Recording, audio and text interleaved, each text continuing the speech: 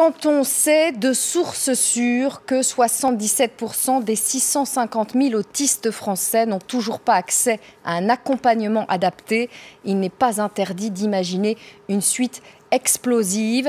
Cette phrase est signée Hugo Oriot. Bonjour, rebonjour et merci d'être là. Journée mondiale donc, de sensibilisation à l'autisme. On va en profiter pour parler de votre parcours et votre combat qui sont exceptionnels. Aujourd'hui, vous êtes comédien et écrivain et vous étiez un enfant autiste, muré dans le silence. Cette enfance en autisme, vous la racontez, et c'est très rare, dans L'Empereur, c'est moi, chez l'Iconoclaste. Et puis ce matin, vous publiez une tribune sur le site de l'Obs intitulée « 10 familles déposent un recours contre l'État, la psychiatrie nous pourrit la vie ». On va en parler. Mais d'abord, parlons de votre enfance, car vous racontez ce qu'il y avait dans votre tête de petit garçon mutique. Vous n'avez pas parlé pendant des années.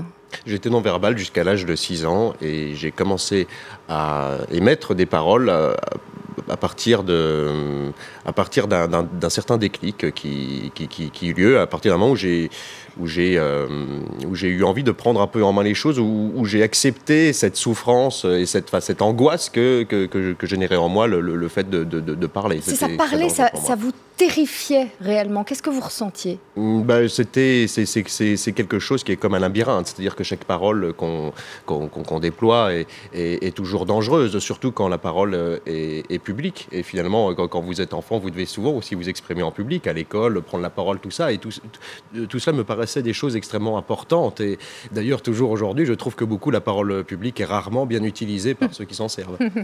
Alors, quand quelque chose ne vous plaisait pas enfant, vous étiez en colère, trop en colère, vous criez mais sans parole, vous faisiez des gestes répétitifs. Et vous racontez vos obsessions dans ce livre, par exemple, celle des roues, le mouvement circulaire vous rassurait. Oui, alors ça c'est commun d'ailleurs à beaucoup de personnes autistes, c'est-à-dire que les roues, tourner des roues, ce genre de gestes répétitifs, ils aiment bien, ça les rassure, et bien ça me rassurait aussi, parce que tourner des roues, le geste circulaire me passionnait. Pour moi, finalement la meilleure expression de l'infini, c'est un peu une sphère, et j'étais fasciné par les sphères. Pour moi, le mouvement était la vie, enfin toujours d'ailleurs, ce qui tourne c'est la vie, tout tourne dans la vie, que ce soit le système solaire, les galaxies, si ça ne tourne pas, c'est que c'est mort. Oui, et puis le cercle, c'est aussi le ventre de la mère. Là, vous aviez l'espoir de retourner dans le ventre de votre mère, oui, alors ça, ou bien par de contre, vous protéger au centre de de vous projeter au centre de la Terre. Exactement. C'était soit retourner dans le ventre de ma mère, soit aller au centre de la Terre. Je voulais soit retourner de là d'où je venais, ou alors appuyer sur avance rapide, si vous voulez. Mon état d'enfant, je le détestais. Je détestais être un enfant, parce qu'un enfant, ça n'a peu d'expérience, peu de crédibilité, peu de pouvoir. J'étais impatient, je voulais vraiment passer à autre chose. L'état d'enfant ne m'intéressait pas. Effectivement, à l'école maternelle, vous haïssez les autres enfants de votre âge. Je hais les autres enfants, oui, je hais les autres enfants, je les hais tous en maternelle parce que je n'ai aucun centre d'intérêt commun avec eux. Je les trouve absolument idiots et eux ne m'aiment pas non plus. Eux me font payer ma différence tous les jours parce que, évidemment, l'école est très peu adaptée au moindre type de différence. Les enfants sont cruels, l'enfance est cruelle, et puis l'école est peu formée à accueillir les enfants différents aussi, il faut bien le dire. Donc, du coup, ça crée un problème. Vous dites que votre scolarité a été un long chemin carcéral. Oui, ma scolarité a été un long chemin, en effet, carcéral, pris entre les deux feux, un peu comme un tôlard serait pris entre les feux de ses voisins de cellule et des matons. Moi, à l'école, j'étais pris entre les feux de l'institution qui, n'étant pas formé, voulait me pousser vers la sortie, ne sachant pas trop faire. Pas trop quoi faire de moi, et les élèves qui me faisaient payer tous les jours ma différence par la cruauté de l'enfance, et qui est évidemment exacerbée quand on n'habitue pas les enfants à être confrontés à la différence. Et vous vous adressez à ces enfants dans votre livre. Personne dans mon cachot, quitte à être prisonnier, je préfère être maître de ma cellule, je serai mon propre geôlier, je suis le seul à avoir les clés, je ne vous donnerai pas les codes. Oui, ça rejoint le précepte de mieux vaut être seul que mal accompagné, finalement. Alors, c'est un cauchemar et en même temps, vous n'avez aucun regret, vous ne remercierez jamais assez votre mère de s'être battue pour vous scolariser, pour vous permettre d'être à l'école comme les autres enfants. C'est rare en France. C'est extrêmement rare. Il n'y a que 20% d'enfants autistes scolarisés en France, on le sait bien.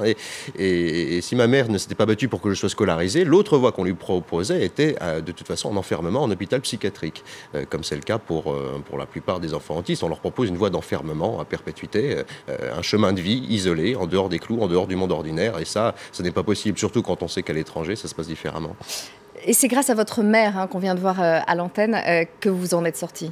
vraiment. Oui, c'est grâce à ma mère. Si ma mère, je n'ai eu aucun appui institutionnel, aucun appui par rapport à l'école. J'ai eu quelques bonnes rencontres, mais si ma mère n'était pas là, si ma mère ne s'était pas battue pour que je puisse continuer à avoir une existence dans le milieu ordinaire, je ne serais pas là en train de vous parler aujourd'hui, je n'aurais jamais écrit de livre et je n'aurais pas une vie digne des droits de l'homme, tout simplement. Elle s'est rendue compte très tôt qu'il y avait un problème.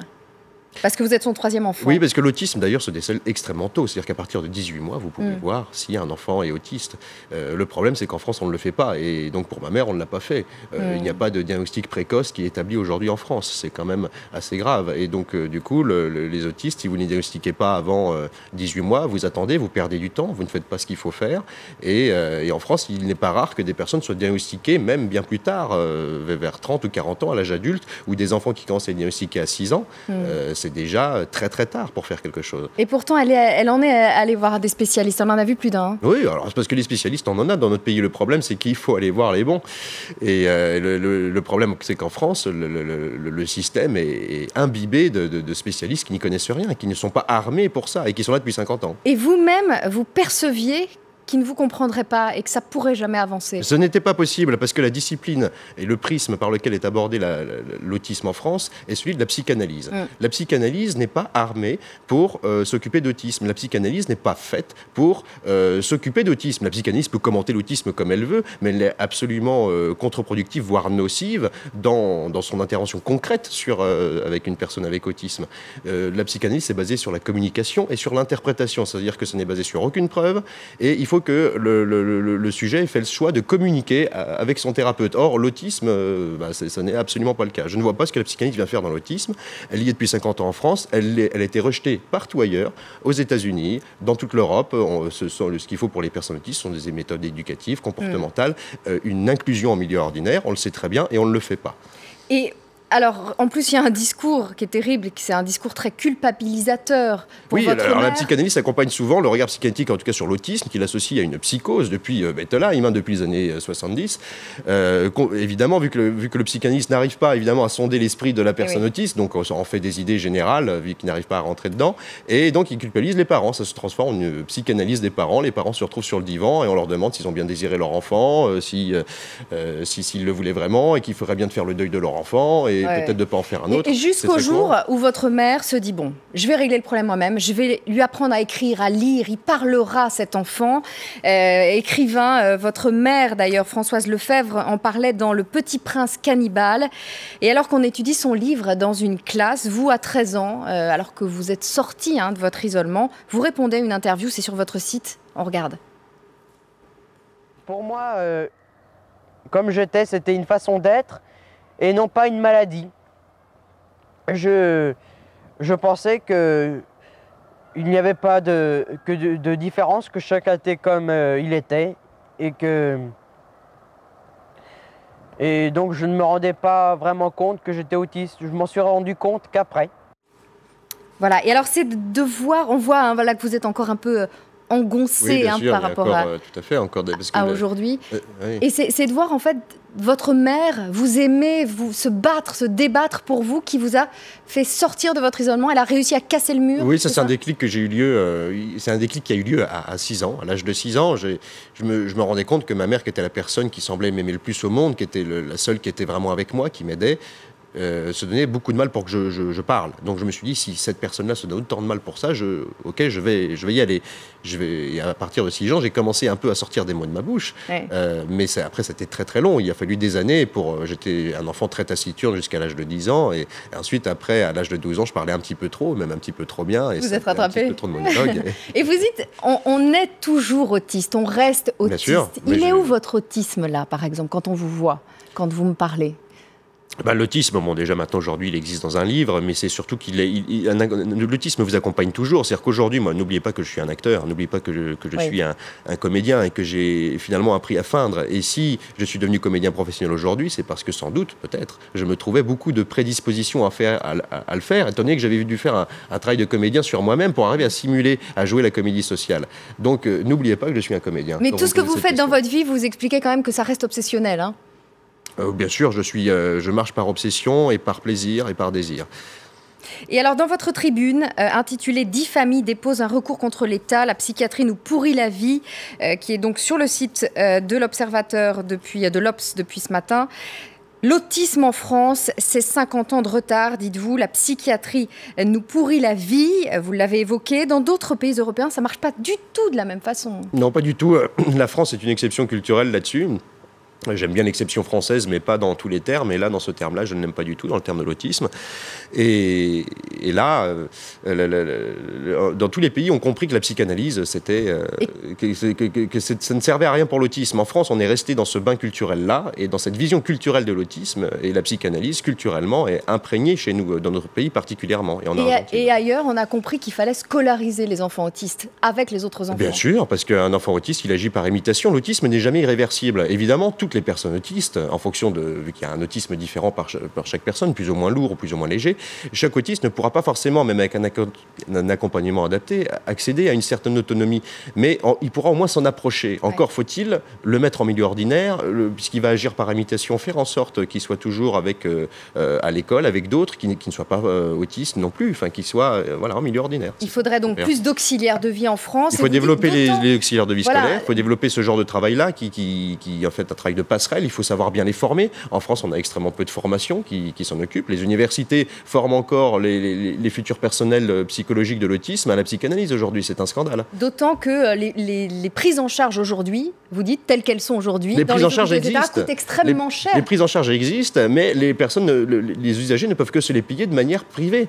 900 € par jour, vous dites? Alors ça, 900 € par jour, non, c'est le prix que ça coûte à la sécurité sociale pour enfermer les personnes autistes en hôpital psychiatrique. Les prises en charge adaptées coûtent en moyenne 300 € par jour. Mais les gens doivent se les payer eux-mêmes, parce que ce n'est pas reconnu, pas remboursé par la sécurité sociale, et ça, c'est le travail d'un véritable lobby de la psychanalyse. Et donc 10 familles, au moins, déposent un recours contre l'État.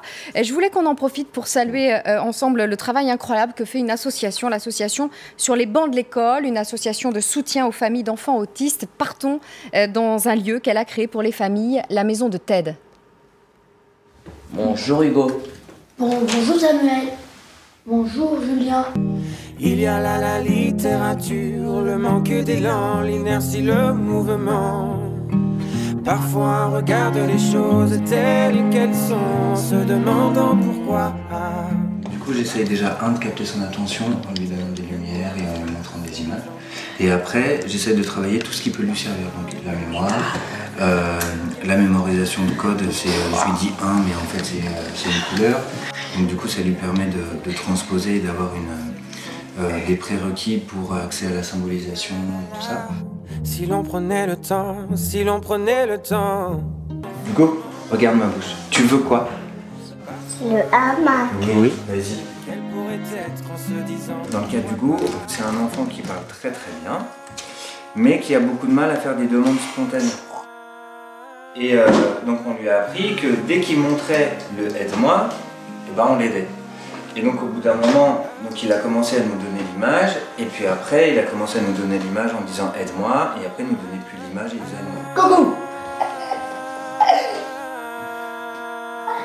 Il est dur notre métier quand même. Voilà, hommage à cette association Sur les bancs de l'école. Merci Hugo Royo d'avoir été avec nous. Et donc je rappelle votre tribune sur le site de l'Obs. Merci d'avoir été notre invité.